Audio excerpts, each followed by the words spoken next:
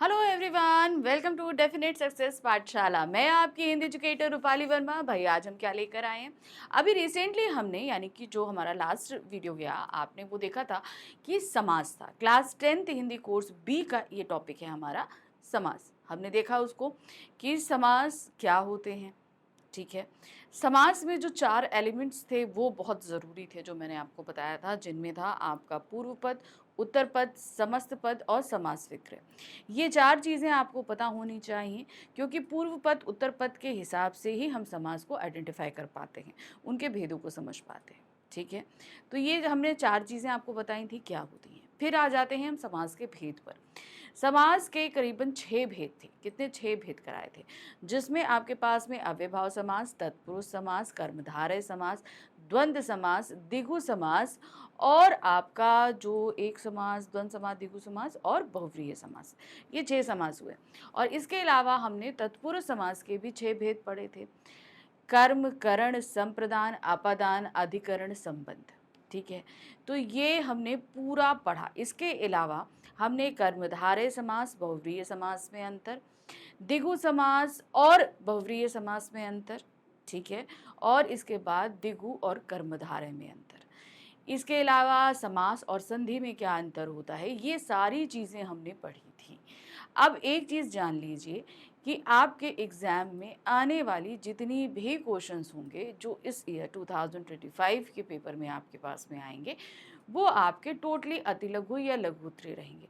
अब आप ये बोलोगे कि मैम किस तरीके से आएंगे? देखिए, जो कि सैम्पल पेपर इनका इशू किया जाएगा, अभी किया गया है, जिसमें मैंने आपको दिखाया या बताया अभी कि किस तरीके से चीज़ें आ रही हैं।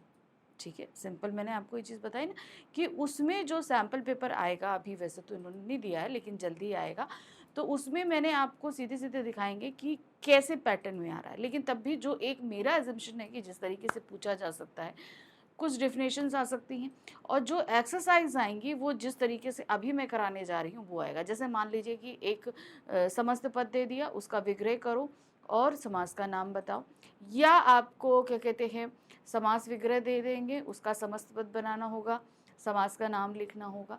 तो कुछ ऐसे मिक्स एंड मैच करके क्वेश्चंस आ सकते हैं।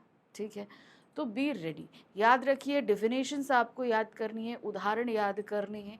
जो चीज़ें डिफ्रेंशिएट करके मैंने आपको समझाई हैं, जैसे कि द्विगु समास और बहुव्रीहि समास में अंतर हो गया, कर्मधारय और बहुव्रीहि में अंतर हो गया, इसके अलावा जो है संधि समास में अंतर है, तो ये सारी चीज़ें आपको अच्छे से पढ़नी होंगी, क्योंकि हो सकता है कि ये डेफिनेशन में भी आपसे पूछ लिया जाए। ठीक है, ओके, तो रेडी रहिए इस चीज़ के लिए। अब मैंने आपको जब समास का टॉपिक कराया था तो उसी के साथ डीपीपी में मैंने आपको एक डीपीपी डिस्क्रिप्शन में एक डीपीपी दे दिया था, जिसमें मैंने आपको बहुत सारे क्वेश्चंस दिए थे। ठीक है, याद है ना? तो बस आपको उन्हीं क्वेश्चंस को हल करना था। चलिए, अब हम उन्हीं का सॉल्यूशन लेकर आए हैं, ताकि देखिए अब आपको मैच करना है कि जो आपने किया है वो सही है कि नहीं। क्योंकि मैंने हर जगह आपको ये चीज़ बताई है कि जब हम विग्रह करेंगे तो किन-किन चीज़ों का ध्यान रखेंगे। ठीक है? सबसे पहले आ रहा है निम्नलिखित समस्त पदों का विग्रह कीजिए और समास का नाम लिखिए। तो पहला समस्त पद है कर्म भूमि।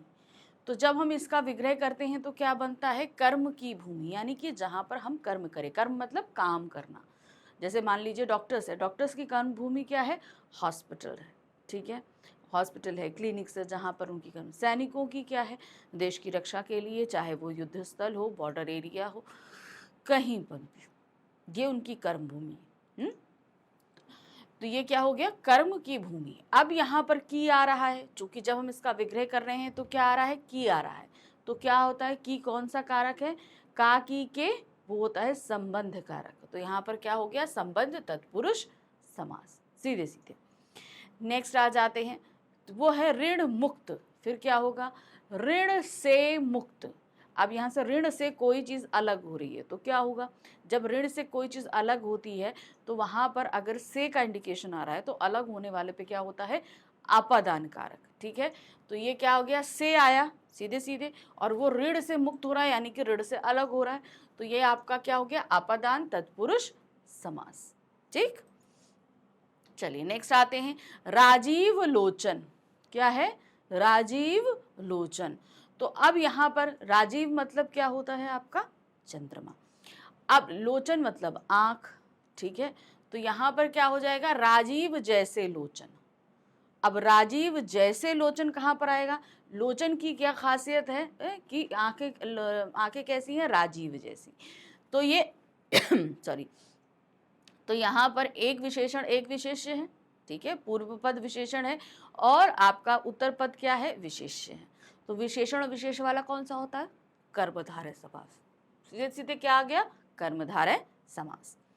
नेक्स्ट आते हैं क्रोधाग्नि। क्रोधाग्नि, क्रोध रूपी अग्नि। अब यहाँ पर क्रोध रूपी अग्नि है, तो यहाँ पर एक उपमेय है, उपमान। मैंने बताया था ना, जहां हम के समान या रूपी जैसा शब्द लाते हैं वहां पर उपमेय उपमान होता है। यहाँ पर क्या है, उपमेय क्रोध है। क्रोध किसके समान है, अग्नि के समान। उपमान क्या है, अग्नि है। तो उपमेय और उपमान किस में चलता है आपका, वो भी आपका कर्मधारय समास में चलता है। तो यह आंसर क्या हुआ, कर्मधारय समास। नेक्स्ट आते हैं त्रिनेत्र। त्रिनेत्र, पहला जो आपका यहाँ पर पूर्व पद है वो संख्यावाची है, तो पूर्व पद संख्यावाची किस में होता है, द्विगु समास में। तो लेकिन साथ ही साथ मैंने आपको क्या समझाया था कि जो शब्द विश्व में सिर्फ हम पर्टिकुलर किसी एक के लिए इस्तेमाल करते हैं वो हमेशा हमारा बहुव्रीहि समास में चला जाता है। वैसे तो अगर हम ये देखें सीधे सीधे तो ये द्विगु समास के अंदर आ रहा है, लेकिन त्रिनेत्र हम पूरे विश्व में सिर्फ एक के लिए इसमें इस्तेमाल करते हैं। तीन नेत्र हैं जिसके अर्थात शिव, तो ये कौन सा बन गया, बहुव्रीहि समास। तो देखिए क्या है, तीन नेत्र हैं जिसके अर्थात शिव जी, बहुव्रीहि समास। तो हमेशा ध्यान रखना, ये देखते ही एक नजर में तो हमें लगा द्विगु समास है क्योंकि पूर्व पद संख्यावाची है, लेकिन त्रिनेत्र हम विश्व में सिर्फ एक पर्टिकुलर के लिए इस्तेमाल करते हैं, इसलिए ये कहाँ जाएगा आपका, बहुव्रीहि समास में। नेक्स्ट आते हैं कार्य कुशल। कार्य कुशल का क्या होगा, कार्य में कुशल। कार्य कुशल का क्या हुआ, कार्य में कुशल। अब जब हम विग्रह कर रहे हैं तो बीच में क्या आ रहा है, में आ रहा है।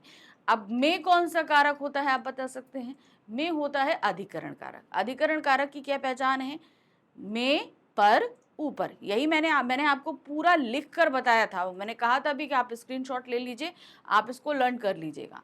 तो में कहाँ पे आ रहा है, अधिकरण तत्पुरुष समास में। तो ये कहाँ हो गया, अधिकरण तत्पुरुष समास। नेक्स्ट आते हैं भारत भूमि। तो क्या होगा, भारत की भूमि। भारत भूमि क्या हो जाएगा, भारत की भूमि। अब की कौन सा कारक है, संबंध कारक, तो सीधे सीधे क्या हो गया, संबंध तत्पुरुष समास। नेक्स्ट आते हैं काली मिर्च। अब काली मिर्च, मिर्च की क्या विशेषता है, वो काली है, काली है जो मिर्च, ठीक है, सिंपल। इसका विग्रह क्या होगा, काली है जो मिर्च। अब मिर्च क्या है, ये प्रोडक्ट है और प्रोडक्ट की विशेषता क्या है कि वो काली है। तो मिर्च विशेष्य है और काली उसकी विशेषता है। तो विशेषण और विशेष्य कौन से कारक में होता है, उसमें क्या कहते हैं, समास में होता है, वो होता है आपका कर्मधारय समास। तो सही क्या हो गया, कर्मधारय समास। नेक्स्ट आते हैं कनक लता। कनक लता का क्या होगा, कनक रूपी लता, ठीक है, क्या होगा, कनक रूपी लता। कनक के समान है जो लता, सिंपल, कनक के समान है जो लता या कनक रूपी लता, कुछ भी आप कर दो। तो यहां पर लता क्या बताई जा रही है, कनक के समान बताई जा रही है, सोने के समान बताई जा रही है। तो यहां पर लता की विशेषता है सोने की तरह होना। तो सीधे सीधे क्या हो गया, ये कर्मधारय समास। नेक्स्ट आते हैं कमल नयन। कमल के समान नयन है, ठीक है, ठीक है, कमल के समान नयन या कमल जैसे नयन, कमल रूपी नयन, कुछ भी आप कर दीजिए। तो मगर नयन की क्या विशेषता है कि ये कमल के समान है। तो नयन की विशेषता क्या बताइए, तो अब यहाँ इसमें फिर एक विशेष और विशेषण हो गया, तो सीधे सीधे क्या हो गया, कर्मधारय समास। नेक्स्ट आते हैं बाढ़ग्रस्त। क्या आ रहा है, विग्रह करिए, बाढ़ग्रस्त, बाढ़ से ग्रस्त, यानी कि जो लोग बाढ़ पीड़ित होते हैं, जिनके एरिया में बाढ़ आ जाती है तो उनको वो एरिया बाढ़ग्रस्त हो जाता है। तो क्या हो जाएगा, बाढ़ से ग्रस्त। अब से आया है, से दो कारक में आता है, एक करण कारक में, एक अपादान कारक में। अपादान कारक में आने का सिर्फ एक यहाँ पर वो होता है कि यहाँ पर कोई चीज अलग हो रही हो। अब चूंकि यहाँ तो अलग हो ही नहीं रही है, तो अब हम क्या करेंगे, ये डाल देंगे करण कारक में, सिंपल। तो ये क्या हो गया, करण तत्पुरुष समास।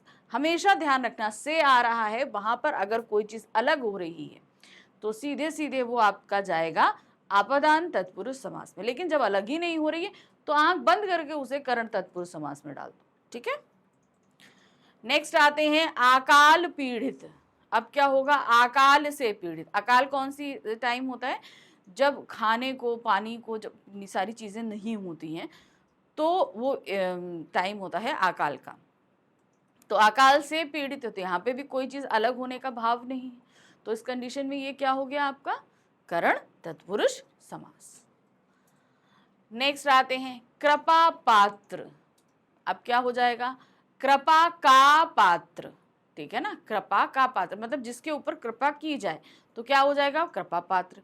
तो इसका अगर हम विग्रह करेंगे तो क्या होगा, कृपा का पात्र। अब का जो कारक आ रहा है वो कहाँ का है, कारक, कारक हुआ तो कारक आधारित तो सीधे सीधे तत्पुरुष समास होते हैं, ये तो हमने निकाल लिया तत्पुरुष समास है। लेकिन का कौन सा कारक है, संबंध कारक है।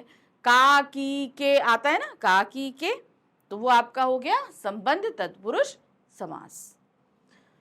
नेक्स्ट आते हैं सेना नायक। सेना का नायक। अब क्या होता है, जो प्रधान सेनापति होता है यानी कि जो पूरी सेना को गाइड करता है उसको सेना नायक कहते हैं। तो सेना का नायक, तो वहां पर क्या होगा सेना नायक का। अब चूंकि फिर का आया, का कहाँ आता है, संबंध तत्पुरुष समास में, तो सीधे सीधे ये कहाँ आ गया, संबंध तत्पुरुष समास। नेक्स्ट आते हैं सत्यार्थी। क्या है, सत्यार्थी। सत्यार्थी सत्य को चाहने वाला। अब सत्यार्थी, सत्य का अर्थी। अब अगर इसका हम पूरा तरीके से विग्रह करें तो क्या होगा, सत्य का अर्थी। लेकिन यहाँ पर का अर्थी तो हो ही नहीं सकता। अर्थी का मतलब, अर्थी मतलब होता है जो चाह रहा है उस चीज को, तो सत्य को चाहने वाला। अब को लग गया तो को आ गया तो क्या हो जाएगा, कर्ता ने कर्म को, तो यहां पर कौन सा कारक हुआ, को की जगह कर्म तत्पुरुष समास। तो यहां पर हम लिख देंगे कर्म तत्पुरुष। चूंकि यहां पर को आया है ना तो हमने सीधे सीधे निकाल लिया, क्या हो गया आपका कर्म तत्पुरुष समास। नेक्स्ट आते हैं चंद्रमुखी। अब चंद्रमुखी क्या होगा, चंद्र के समान मुख वाली, है ना। देखिए चंद्र के समान मुख है जिसका सीता। अब चंद्रमुखी सीता जी को कहते हैं, राधा जी को कहते हैं, है ना। हर कोई चंद्रमुखी नहीं हो सकता ना, तो यहां पर हमने सीता जी को लिए लिया है। तो चंद्र के समान मुख है जिसका अर्थात सीता, और विग्रह करने के अनुसार ये कहाँ चला जाएगा आपका बहुव्रीहि समास में। क्योंकि हमेशा ध्यान रखिए जब हम तीसरा पद बना देते हैं और वो जो है इंपॉर्टेंस उसकी हो जाती है, तो इस तरीके से वहां पर हो जाता है आपका बहुव्रीहि समास। नेक्स्ट है त्रिफला।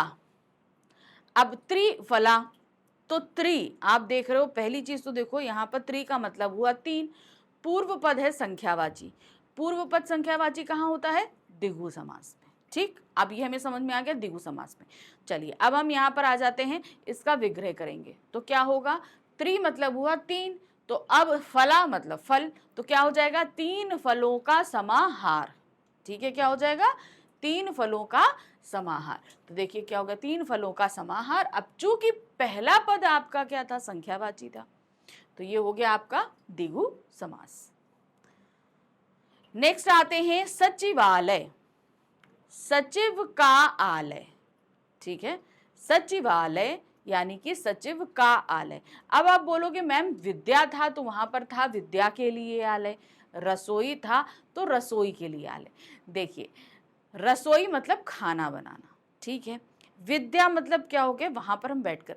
लेकिन सचिव जो है वो एक प्रोडक्ट नहीं है, वो एक व्यक्ति है, वो आएगा वहां पर बैठेगा, ठीक है ना। तो इसलिए यहाँ पर सचिव का आलय होगा, सचिव के लिए आलय नहीं होगा यहाँ पर। अगर हाँ यहाँ पर अगर कोई काम होता तो जैसे होता है कागज पत्र का काम होता है, राजनीति का होता है, तो वो आलय हो जाता है, वो काम अलग होता है।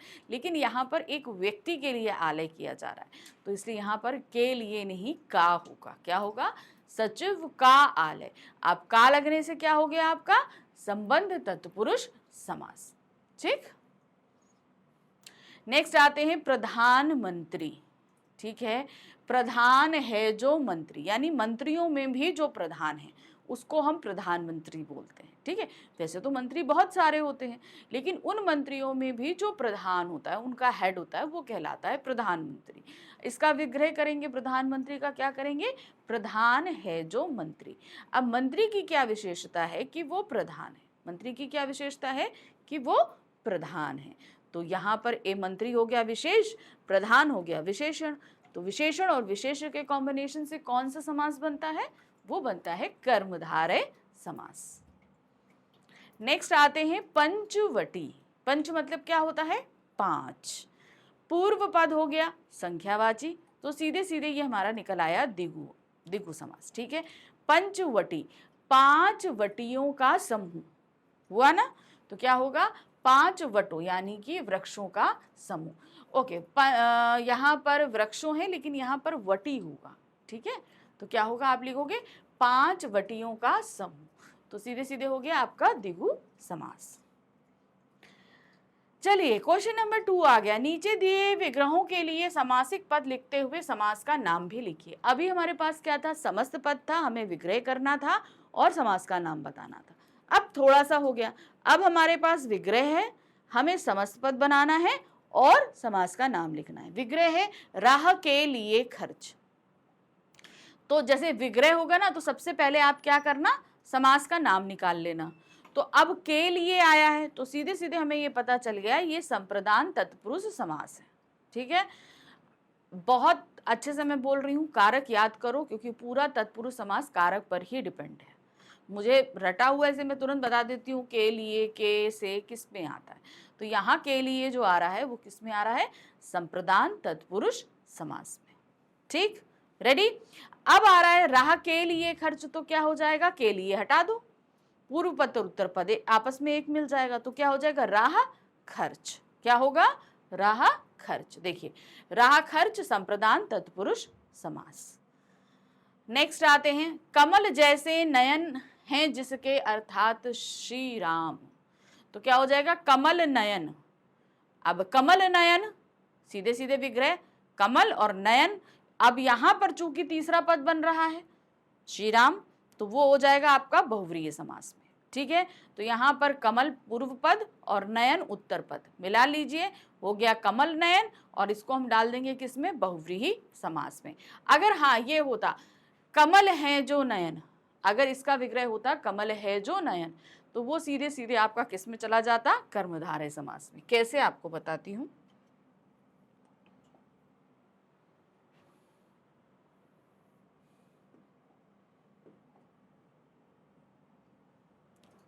जैसे यहाँ तो आपका विग्रह आ रहा है, तो ये सीधे सीधे आपका बहुव्रीहि समास की तरफ इशारा कर रहा है। लेकिन अगर हम इसको कमल नयन का ही हम विग्रह करते हैं, कमल के समान नयन, ठीक है, कमल के समान नयन, तो यहां पर भी इसका जो समस्त पद बनेगा वो कमल नयन बनेगा। लेकिन इस तरह विग्रह करने से ये समास चला जाएगा आपका कहाँ, कर्मधारय समास में। कहाँ चला जाएगा, कर्मधारय। अब आप बोलोगे ऐसा क्यों, ये समझा चुकी हूं पहले भी आपको, क्योंकि जब हम बहुव्रीहि समास लेते हैं तो हमेशा हम तीसरे पद का निर्माण करते हैं, लेकिन यहां पर हमने क्या किया, इसका विग्रह सीधे सीधे कर दिया विशेषण और विशेष्य के साथ, ठीक है। तो ये आपका जो है मेन किस पे डिपेंड किया, आपके विग्रह पर। आपका जो समास का नाम है वो किस पे डिपेंड करता है, वो आप किस तरीके से विग्रह कर रहे हैं। नेक्स्ट आते हैं, जितना शीघ्र हो, तो क्या होगा, जितना शीघ्र हो। अब इसका समस्त पद दो तरीके से बन सकता है, शीघ्रातिशीघ्र, ठीक है, या यथाशीघ्र, ठीक है। तो यहां पर आप देख रहे हैं यथाशीघ्र है एक तो, और दूसरा क्या है, शीघ्रा अतिशीघ्र, ठीक है, दो हो सकते हैं, यथाशीघ्र, दूसरा है शीघ्रा अति शीघ्र। अब शीघ्र अतिशीघ्र में आपने देखा पुनरावृत्ति हुई, किसकी पुनरावृत्ति हो रही है? शीघ्र की पुनरावृत्ति हो रही है, ठीक है, शीघ्र अतिशीघ्र, ठीक है, यहाँ आ नहीं आएगा क्योंकि यहाँ के आ की मात्रा लगा दी, तो क्या हो गया? शीघ्र अतिशीघ्र। तो यहाँ पर क्या आ रहा है? पहले शीघ्र आ रहा है, फिर अति आ रहा है, फिर उसके बाद शीघ्र आ रहा है, 2 बार शीघ्र आया ना। तो यहाँ पर एक ही शब्द जब हम 2 बार लेते हैं तो हमेशा वहां पर क्या होता है? आपका अव्ययभाव समास। तो अब आप यथाशीघ्र करो जहां पूर्व पद आपका अव्यय है, या आप शब्दों की पुनरावृत्ति कर दो तो भी, तो दोनों ही कंडीशन में ये क्या होगा? आपका अव्ययभाव समास ही होगा, दोनों ही कंडीशन में। अव्ययभाव समास आपके 3 कंडीशन में हो रहा था, पूर्व पद अव्यय हो, पूर्व पद उपसर्ग हो, या आपका शब्द की पुनरावृत्ति हो, ये 3 चीजों की कंडीशन पर हो रहा था। तो यहाँ पर देखिए 2 कंडीशन एप्लीकेबल हो रही हैं और इसलिए यहाँ पर आपका अव्ययभाव समास ही रहेगा, ठीक है। नेक्स्ट आते हैं जैसा संभव हो, यथा संभव, ठीक है, क्या है? यथा संभव। तो ये भी हमारा कहाँ चला गया? अव्ययभाव समास में, क्योंकि पूर्व पद हमारा क्या बन रहा है? पूर्व पद हमारा बन रहा है अव्यय, तो इसलिए यहां पर चला गया अव्ययभाव समास। नेक्स्ट आते हैं रसोई के लिए घर, तो सीधे सीधे के लिए आ रहा है, ये हो गया आपका संप्रदान तत्पुरुष समास। पूर्व पद उत्तर पद मिला दीजिए, रसोई घर, ठीक है। तो यहाँ पर रसोई के लिए घर का समस्त पद होगा रसोई घर, और ये समास है संप्रदान तत्पुरुष समास, ठीक है। देखिए संप्रदान तत्पुरुष समास। नेक्स्ट आते हैं पीला है वस्त्र। अब देखिए यहां पर भी वही चीज आई, पीला है वस्त्र। तो पीला है वस्त्र अगर इसका हम बनाते हैं तो पीतांबर आता है, समस्त पद क्या आया? पीतांबर आया। अब वस्त्र की जो विशेषता बताई जा रही है कि वो पीला है, तो ये सीधे सीधे कर्मधारय समास में चला गया, ठीक है। लेकिन अगर हम इसके विग्रह में फर्क कर दें, हम विग्रह में फर्क किस तरीके से करेंगे? आपको पता है ना विग्रह में फर्क किस तरीके से करते हैं? अगर हम पीतांबर का ही विग्रह क्या करें? पीला है जिसका वस्त्र अर्थात कृष्ण। अब यहां पर हमने क्या किया? यहां पर हमने विग्रह के तरीके को बदल दिया, ठीक है। यहां तो एक आपका वस्त्र जो है ये विशेष्य था और पीला जो है ये आपका क्या था? विशेषण था, ठीक है। तो इस कंडीशन में हमेशा क्या होता है? कर्मधारय समास होता है। लेकिन जब हम दोनों पदों का विग्रह करते हुए किसी तीसरे पद का निर्माण कर देते हैं, ये हमारा क्या है? तीसरा पद है। अब जब हम तीसरे पद का निर्माण कर देते हैं तो उस जगह समास कौन सा हो जाता है? आपका हो जाता है बहुव्रीहि समास।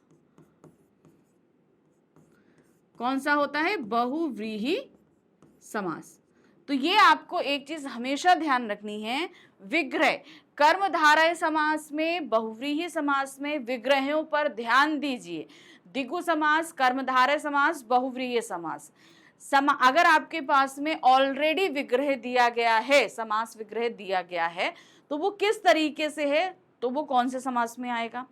या आपके पास सिर्फ अगर समस्त पद दिया जा रहा है तो उसका विग्रह आप किस तरीके से कर रहे हो, तो आप उस तरीके से समास का नाम लिखेंगे। मेन यही चीज है इसमें, खेल सारा समास का यही है। क्योंकि अभी तक हमारे पास क्या आता था? मल्टीपल चॉइस क्वेश्चन आते थे, तो उसमें से हम सही के टिक मार्क कर लेते थे, क्योंकि उसमें से एक ऑप्शन दिया रहेगा, एक गायब रहेगा, तो इसलिए हम उसमें ऑप्शन ठीक लगा लेते थे। लेकिन अब क्या है? अब हमें सारी चीजें खुद करनी है, उसमें से चूज करने वाला सिस्टम हटा दिया गया है। तो जब हमें खुद करना है तो इन सारी चीजों पर हमें ध्यान देना पड़ेगा कि विग्रह कौन सा होगा और कौन सा समास आएगा, ठीक। नेक्स्ट है रात और दिन। ये तो भाई सबसे आसान समास है, रात और दिन। और जहां लगता है वो होता है द्वंद्व समास। सिंपल सिंपल और लगाइए, योजक चिन्ह लगा दीजिए। तो यहां पर जब भी हम और, तथा, या हटाएंगे तो उसके बीच में हमेशा हम क्या लगाएंगे? योजक चिन्ह, ठीक है। ये हो जाएगा द्वंद्व समास। नेक्स्ट आते हैं नियम के अनुसार। क्या हो जाएगा? नियमानुसार, नियम के अनुसार, नियमा अनुसार। अब चूंकि के लगा हुआ है, ठीक है, तो यहां पर के जब लगा होगा तो वो आपका सीधे सीधे कहां चला जाएगा, संबंध तत्पुरुष समास में। अब यहां पर ऐसे भी हो सकता है, ठीक है, नियम के अनुसार है, इसका विग्रह आप एक तरीके से और कर सकते हो, यथा नियम, तब ये अव्यय भाव समास में चला जाएगा। तो यही चीज आपको रखनी है, क्योंकि वो नियम के अनुसार के आ रहा है तो वो संबंध तत्पुरुष समास में चला गया। नेक्स्ट आते हैं गुण से हीन। तो अगर हम यहां पर से देख रहे हैं तो उससे क्या हो रहा है, उसके पास से गुण नहीं है, गुण अलग हो गए। अब से शब्द जहां पर आ रहा है, से कारक जो आ रहा है वो क्या होता है, वो दो जगह आया, करण आया और दूसरा आ रहा है अपदान आ रहा है। चूंकि यहां पर कोई चीज अलग हो रही है, अलग होने का भाव हो रहा है, तो ये कहां जाएगा आपका अपदान तत्पुरुष समास में। से हटा दीजिए, गुणहीन आ जाएगा। तो आपका यहां पर क्या हो जाएगा, गुणहीन समस्त पद और समास का नाम हो जाएगा अपदान तत्पुरुष समास। नेक्स्ट आते हैं तीन फलों का समूह।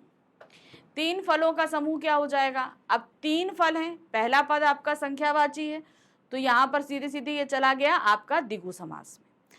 अब तीन आ रहा है तो तीन किस में रहता है आपका, तीन मतलब तीन और फल, तो क्या हो जाएगा त्रिफला, तो यहां पर आ गया त्रिफला द्विगु समास। नेक्स्ट आते हैं प्रधान है जो अध्यापक। तो क्या हो जाएगा, प्रधान है जो अध्यापक। अध्यापक की क्वालिटी है कि वो प्रधान है, तो विशेषण विशेष कर्मधारय समास में, तो प्रधान और अध्यापक मिला दीजिए, प्रधाना अध्यापक। देखिए प्रधाना अध्यापक कर्मधारय समास। ठीक, जितना आप प्रैक्टिस करोगे दिमाग में समास उतने बैठेंगे, ये ध्यान रखो। जितना प्रैक्टिस कर लोगे। फिर है 8 अध्यायों का समाहार। पूर्व पद आपका क्या हुआ, संख्यावाची, तो सीधे सीधे चला गया द्विगु समास। 8 अध्यायों का समाहार अष्टाध्याय, क्या हो जाएगा, अष्टाध्यायी या अष्टाध्याय, तो ये हो गया आपका द्विगु समास। नेक्स्ट आते हैं विधि के अनुसार। तो क्या होगा, विधि यथा विधि, विधि के अनुसार यथा विधि। अब देखिए अभी क्या था, नियम के अनुसार था तो के आया था तो हमने लगा दिया संबंध तत्पुरुष समास। हमने, आप जिस तरीके से करोगे काम उसी हिसाब से समास होगा। अब यहाँ पर विधि के अनुसार है तो हमने क्या कर दिया, यथा विधि। उसी तरह नियम के अनुसार था तो यथा नियम कर देते हम, तो वो अव्यय भाव में चला जाता। अब यहाँ पर पूर्व पद आपका अव्यय हो गया क्योंकि हमने यथा विधि कर दिया, तो ये कहाँ चला जाएगा आपका अव्यय भाव समास में, तो ये हो गया अव्यय भाव समास। ठीक, नेक्स्ट आते हैं चार आनों का समाहार। तो चार आने किसमें बनते, चार आने आप लोग शायद नहीं जानते होंगे। पहले 1 रुपए जो है वो 4 पार्ट में डिवाइड होता था, चवन्नी होता था 25 पैसा, ठीक है, चवन्नी मिलकर बनती थी अठन्नी, तो वो होता था 50 पैसा। 50 पैसा आप चलना बंद हो गया तो 50 पैसा क्या होता है, अठन्नी होती थी, तो अठन्नी मिलके 1 रुपया बनता था। तो अब यहाँ पर क्या है, चार आनों का समाहार, तो कैसे बनेगा, तो यहाँ पर चवन्नी होगा, ध्यान रखना। 25 पैसा जो होता है उसको चवन्नी कहा जाता है। तो चवन्नी जो कि पूर्व पद संख्यावाची है तो सीधे सीधे ये आपका क्या हो गया, द्विगु समास। नेक्स्ट है मवेशियों के लिए घर। ठीक है, मवेशियों के लिए घर, विग्रह में क्या आ रहा है, के लिए आ रहा है। के लिए क्या होता है, कारक होता है। कौन सा कारक होता है, संप्रदान कारक होता है, तो सीधे सीधे क्या हो गया, संप्रदान तत्पुरुष समास। अब बीच में से के लिए हटा दो, मवेशी घर मिला के उसका समस्त पद बना दो। ठीक, तो क्या हुआ, मवेशी के लिए घर, मवेशी खाना, खाना घर के लिए हमने खाना कर दिया, तो नहीं तो आप मवेशी घर भी कर सकते हो, कोई गलत नहीं होगा। ठीक है, फिर आ जाते हैं संप्रदान तत्पुरुष समास, क्योंकि के लिए लगा है तो संप्रदान कारक। नेक्स्ट आते हैं कनक के समान लता। तो क्या हो जाएगा, कनक लता। अब यहाँ लता की विशेषता है कि वो कनक के समान है, तो सीधे सीधे क्या हो गया, कर्मधारय समास। बीच में के समान हटा दीजिए, कनक और लता जोड़ दीजिए, समस्त पद बना आपका कनक लता और समास हुआ आपका कर्मधारय समास। ठीक, नेक्स्ट आते हैं सत्य के लिए आग्रह, सत्याग्रह, के लिए बीच में हटा दो, सत्याग्रह। तो सत्य के लिए आग्रह, तो क्या हो गया, के लिए आपका होगा संप्रदान तत्पुरुष समास। के लिए कौन सा कारक होता है? संप्रदान तत्पुरुष समास। बीच में से के लिए हटा लोगे, सिर्फ सत्य और आग्रह बचेगा, उसको मिला दो तो क्या बन जाएगा? सत्याग्रह। चार भुजाएं हैं जिसकी, अर्थात एक विशेष आकृति। अब देखिए इसमें क्या हुआ, चार भुजाएं हैं जिसकी, चतुर्भुज। अब यहां पर चतुर्भुज जो है वो हम विष्णु जी के लिए भी इस्तेमाल करते हैं। चार भुजाएं हैं जिसकी, विग्रह पर ध्यान दीजिए, ठीक है, विग्रह पर ध्यान दीजिए। इन्होंने क्या दिखाया? चार भुजाएं हैं जिसकी, अर्थात विशेष आकृति। चार भुजाएं किसकी होती हैं? चतुर्भुज की होती हैं, तो वो क्या हो जाएगा आपका? चतुर्भुज। और जिस तरीके से विग्रह किया गया है वो आएगा बहुव्रीहि समास। सिंपल, ठीक। नेक्स्ट आते हैं देश और विदेश। देश और विदेश, अब और किस में, कौन से समास में आता है? द्वंद्व समास में आता है। कौन सा समास आया? द्वंद्व समास आता है ना। तो द्वंद्व समास, और जब भी हम और हटाएंगे तो क्या लगा देंगे? देश और विदेश के बीच एक योजक लगा देंगे। सिंपल।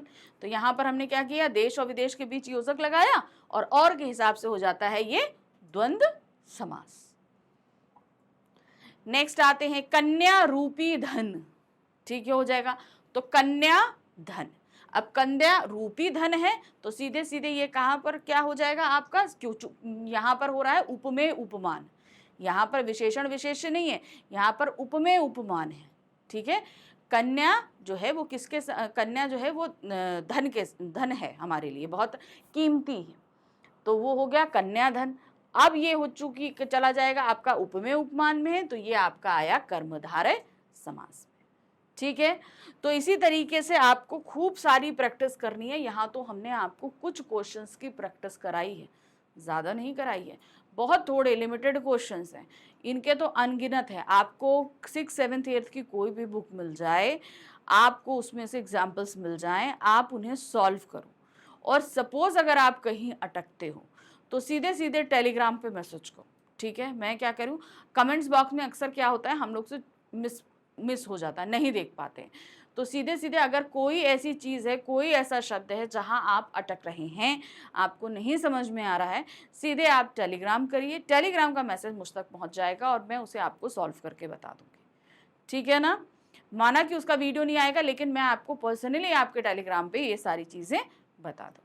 ठीक है, तो फटाफट जो है आप जितना हो सके उतना आप सॉल्व करो, अटकते हो मैसेज करो, मैं आपको सॉल्व करके बताऊंगी। ठीक है, तो चलिए इसी तरीके से हमने अपना क्लास 10th कोर्स बी का जो है वो सेकेंड टॉपिक जो हमारा समास है वो हमने खत्म कर लिया। अब एक टॉपिक और बचा है, वो है मुहावरे। तो अगली बार हम लेकर आएंगे मुहावरे। वैसे तो मुहावरे हम बहुत बचपन से पढ़ते आ रहे हैं, लेकिन मोस्टली क्या होता है एग्जाम के दौरान हमारे अध्यायों से मुहावरे आते हैं। क्लास 10th कोर्स बी के जितने भी गद्य खंड के अध्याय हैं उनमें से मुहावरे आते हैं, तो हमने यही कोशिश करी है कि उन मुहावरों को हम सॉल्व करा देंगे आपको, तो आपकी काफ़ी हद तक की जो चिंता है वो दूर हो जाएगी। ठीक है, चलिए मिलते हैं अगली बार। Thank you for watching, bye bye.